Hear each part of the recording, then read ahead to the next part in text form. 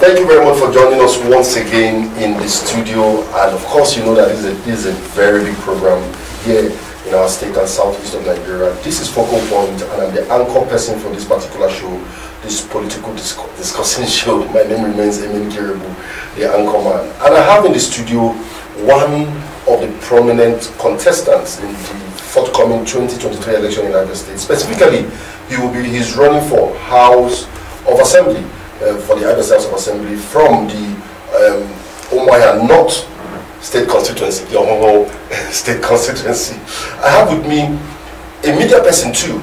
He has been here for some time. His experience in political activity, he has been really on ground in Abia State for a while in terms of leadership and political activity. I have with me the person of Obed Asiegbu. Obed. Thank you very much, Mr. Eme. Thank you very much. Thank you. You've really changed. You've changed the atmosphere, spiritually and physically. Thank you for coming to the studio. Yes, thank you. Really appreciate it. You have changed the atmosphere here. Okay, while we'll be looking at our technical unit to cross post our content to all our other platforms, you can actually share on your page if you want to share, and we'll go on with our interaction. You can find it on our page, on our Abia Fact page. You can, from there, you can cross post to other your platform if you so desire. So, just like we're discussing, we have in our studio Obed Asiegbu. Obed Asiegbu has been involved in political activities in the state for a while. He has served under the government of the now Senator T.O.G. He has also played a key role in the emergence of this particular present administration in 2015. He is here, he has done this, he has done that. So we want to talk more about him today and also talk about what he's aspiring for and his new party, the YPP. Obed, are there other things that I've not talked about that you need to tell Abians to get to know you more? Yeah, my name is Nnaji Obed Asiegbu. You've almost talked about everything. I've been there, I've done A, I've done B, I've done everything good. I've got no baggage. I've got no baggage, yeah, by the grace of God. It's only by the grace of God, and I think I've got no baggage. That is who I am. Okay, of course, he said he has got no baggage. Okay, we are together, we'll be discussing, we'll unveil if actually has some baggage. If he doesn't have baggage, we also know the issue. Okay, recently you did an unexpected move. Yes. Because I know I've been following your activities in the PDP for a long time. Yes. Both at the youth angle of the PDP at the national level. Yeah. You played a very key role in this leadership thing for a very long time. What prompted this move of yours? Is it just because you lost the PDP primaries? No. You just moved to YPP? What actually transpired? No, actually there was no primary. There was no democracy. There was no primary election conducted by my former party. You know, I mean, there was no, the whole thing was sham. Yes, there was no primary conducted. 22nd of May was supposed to be the day of primary elections across the state, and some of us were, in fact, some of us were prepared. Some withdrew due to the way the ad hoc, the Congress was conducted. Some people withdrew before time, but some said, okay, let's see how it's going to be. Since those ad hoc delegates are still going to be, they are human beings, we will consult them even if it's one hour before the proper election.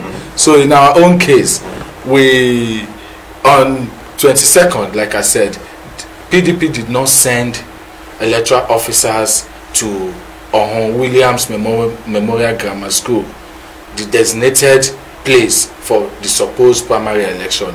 They did not send electoral officers, so no election was conducted.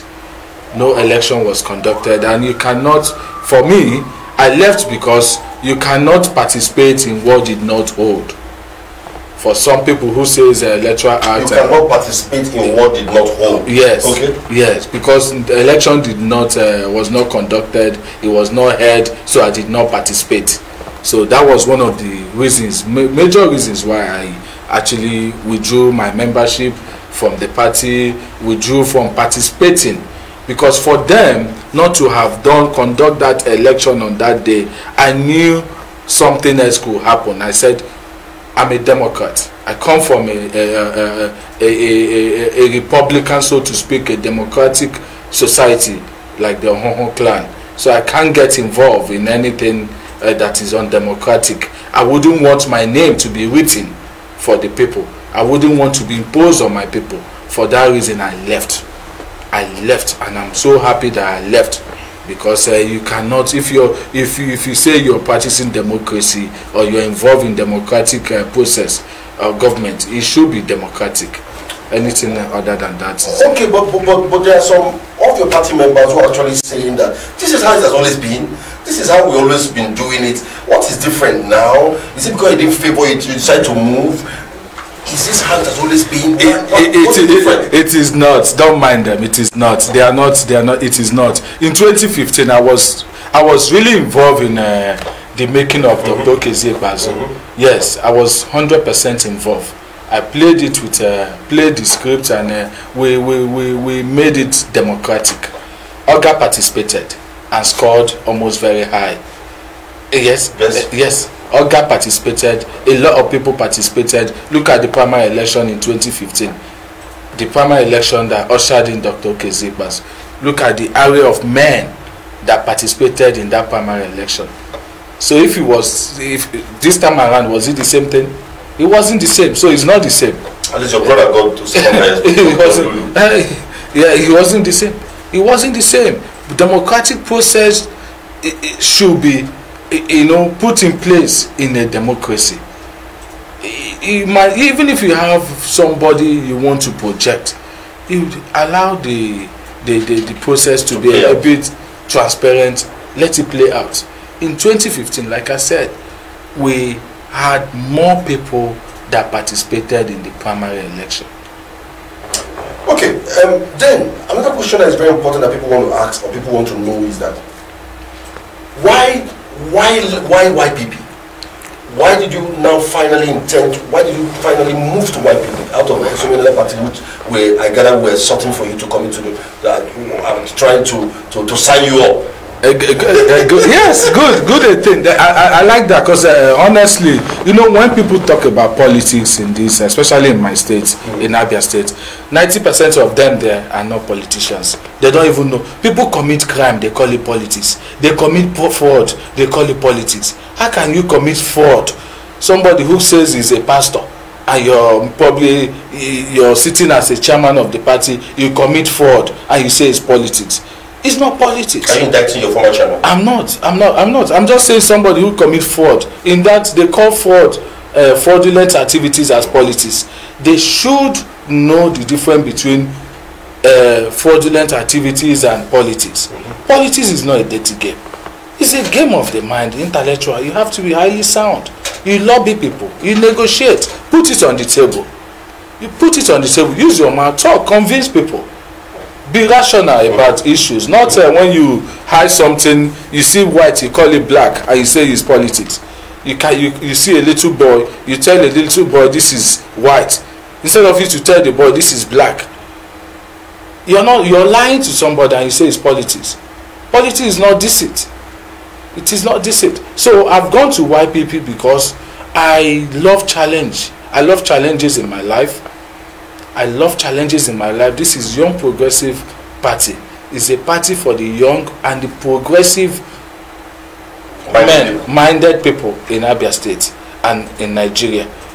It is a party that has helped to at least end police brutality, kind of reduce police brutality in Nigeria. It has always been like a pressure group in Nigeria. YPP has existed in the minds of progressive youth for ages, but because we kind of found the need, or we thought of the need for us to participate and to get involved, that was how YPP was created. And so far so good. Apart from police brutality and YPP being a pressure group and an opposition in the mainstream, YPP has also helped to get the not too young bill, not too young to run bill, to get it in place.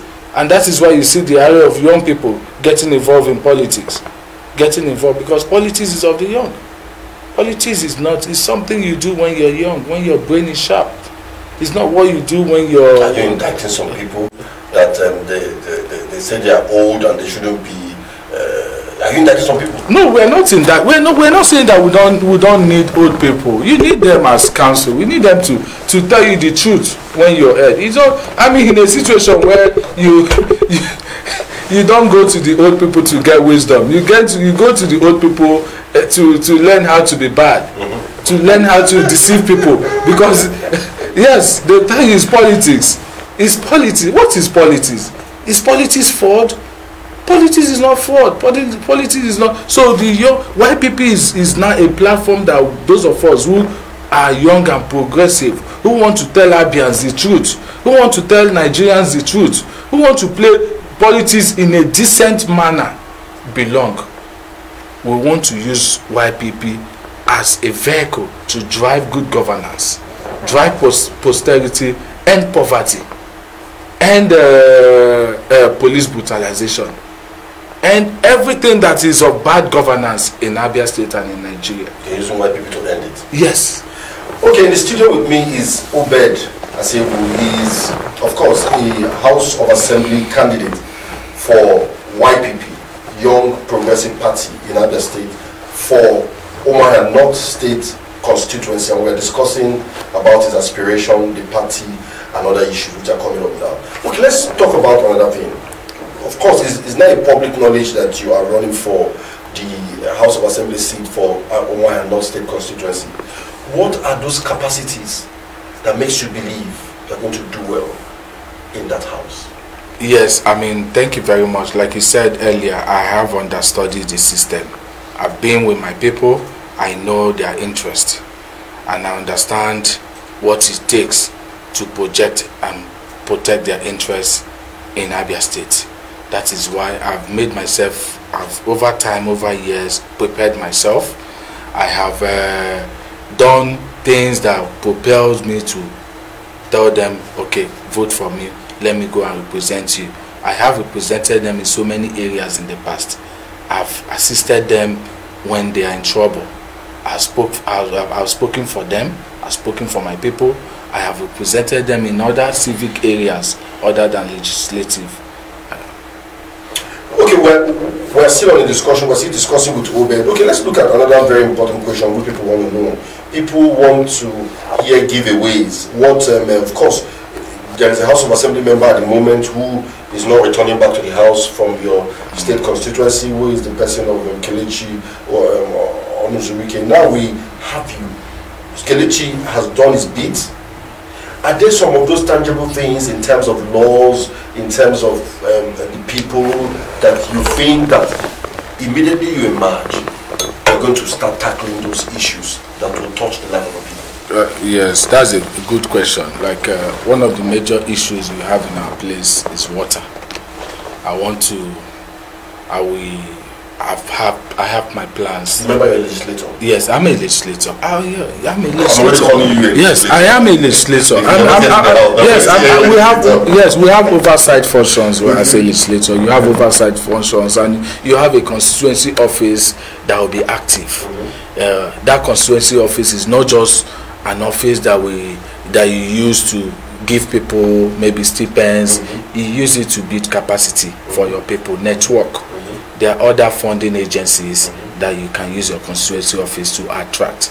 There are NGOs that want to partner for development. Your constituency office will be there, because as far as your people, as far as they are concerned, you become their governor.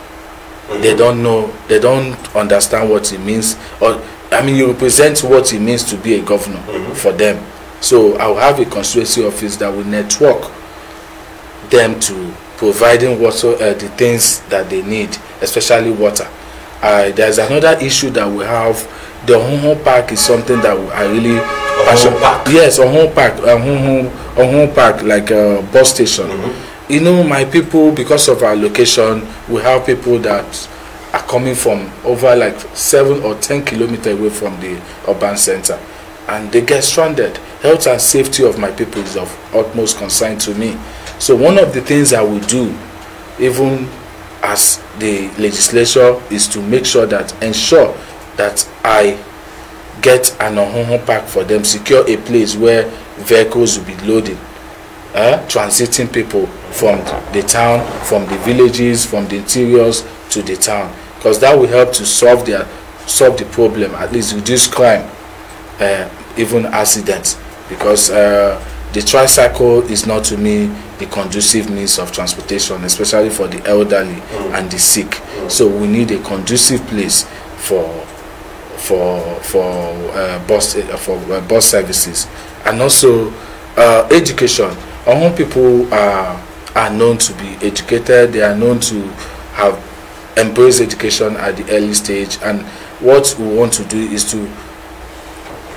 to improve on what is on ground. Improve on what is on ground. In my place, I initiated educational trust funds. So I think in my plan also for our educational trust funds will help to upgrade whatever the government is doing, apart from passing legislation that will favor the state on education. Whatever that I pursue for the state will be seen in my place. Will be seen in my place. I also talked about apart from education, agriculture is another important thing. We have the Ulona farm settlement. It's a means of employment. It's a means of employment. I will pursue a legislation that will ensure that farm settlement built by Okpara is viable. And also, most importantly, one of the most important thing I want to do as a legislator is to ensure that we have a law in Abia State that will stop politicians, public servants from taking Abia money outside Abia to invest. How are you going to do that? There will be a law.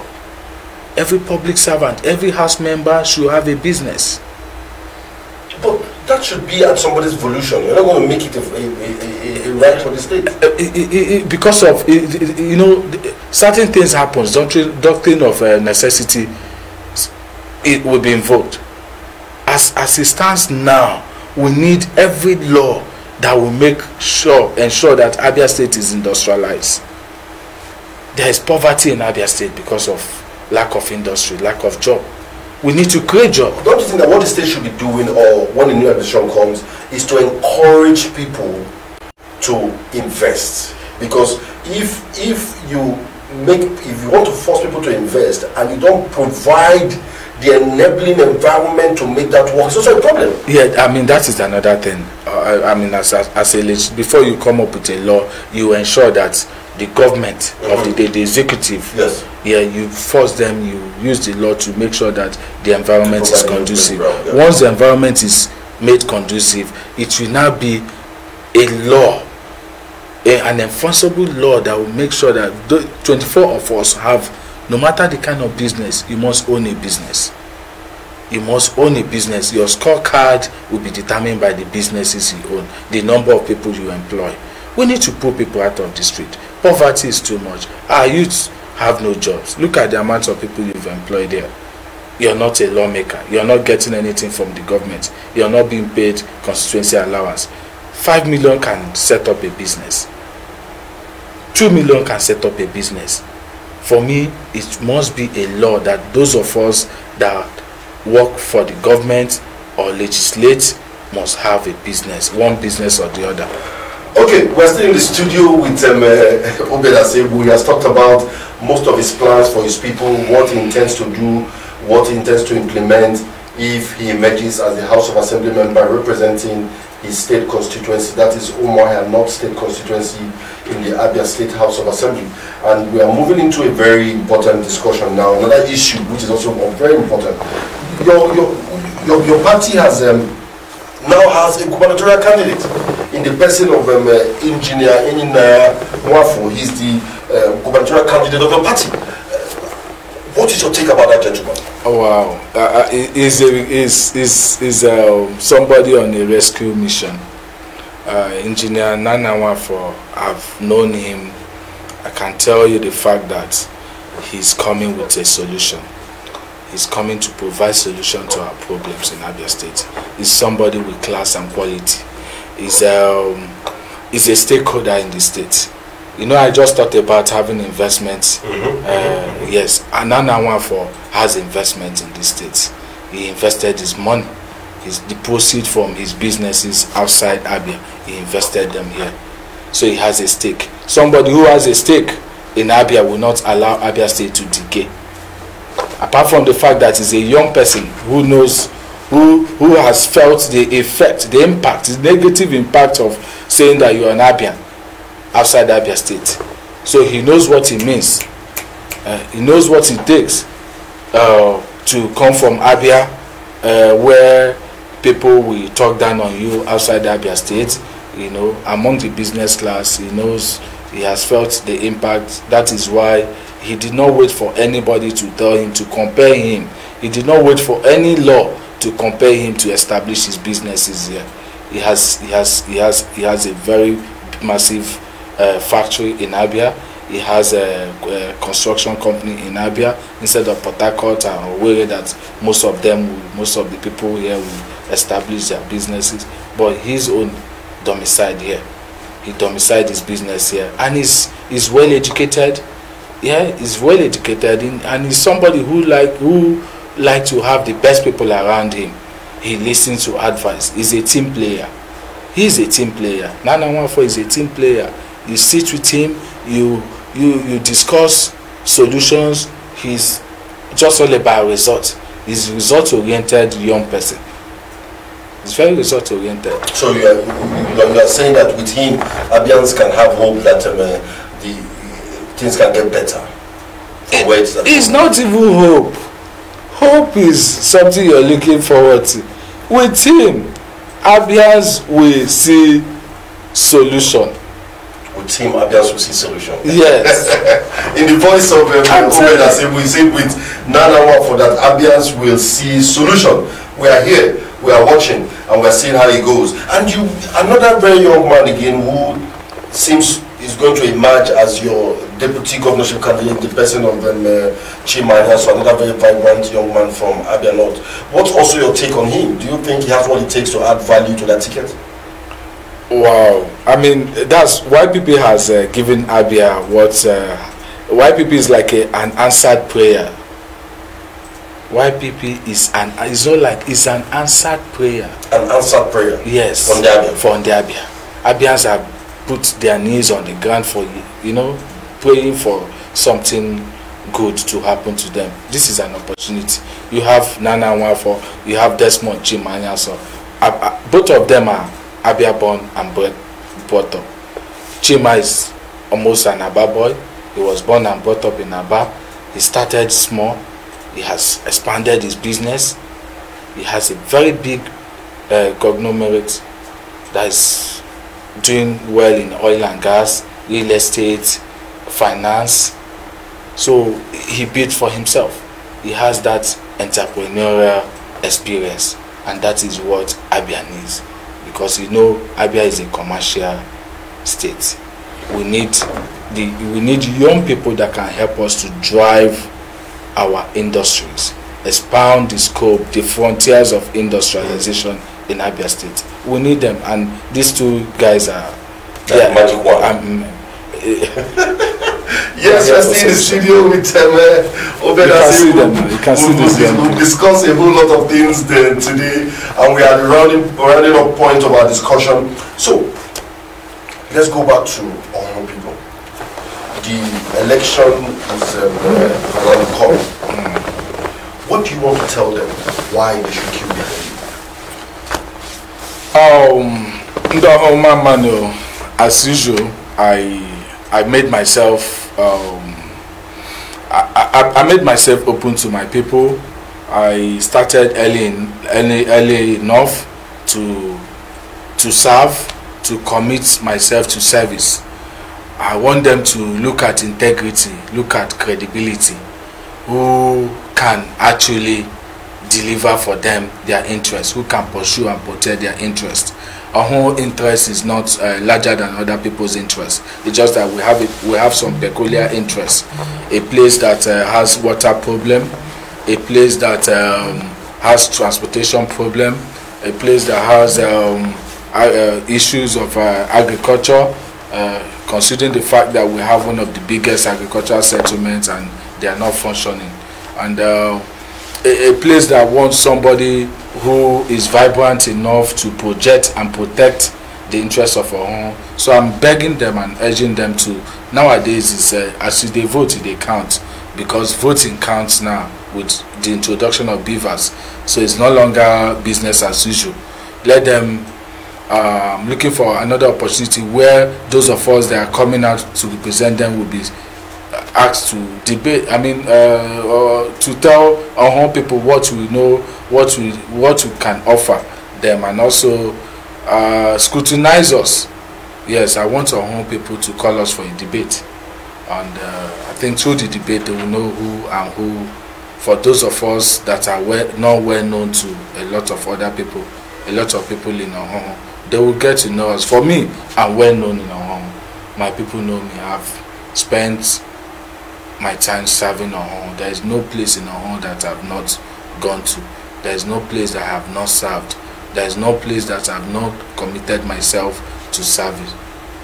So I know they really want me, and it played out in the last my former party. The delegates, the statutory delegates, were behind me. The stakeholders were behind me. Those that were not party people were behind me. They wanted Obedient Obed, and that is why I'm in YPP, because they asked me to withdraw and go to another party. They said they are not voting for party. They are voting for individual.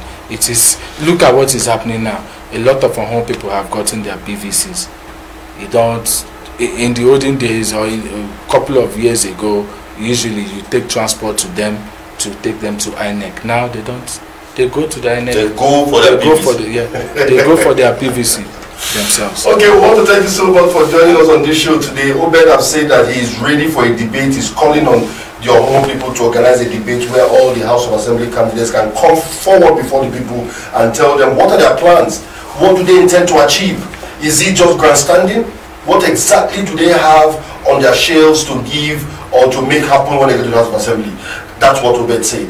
Obed, thank you very much for coming this afternoon. Thank you, sir. We appreciate you so much. Thank you, sir. We appreciate it. My name remains Nnaji Obed, the anchor of this show, and this show is Focal Point. Stay tuned. Follow all our social media handles. Our YouTube handle is AFNEWS Television. Our Twitter handle is AFNEWS NG. Our Facebook handle is AFNEWS on Facebook. We also have Abia Fact newspaper on Facebook. Follow all our handles and have a wonderful day. Don't also forget to always read our website www.afnews.ng, and you have a wonderful time. This, we have been interviewing people. It's up to you to make up your mind on who and who you want to stand by or stand behind and who you want to vote for. Thank you once again, and get ready for our other shows which are coming up by next week. Thank you and God bless.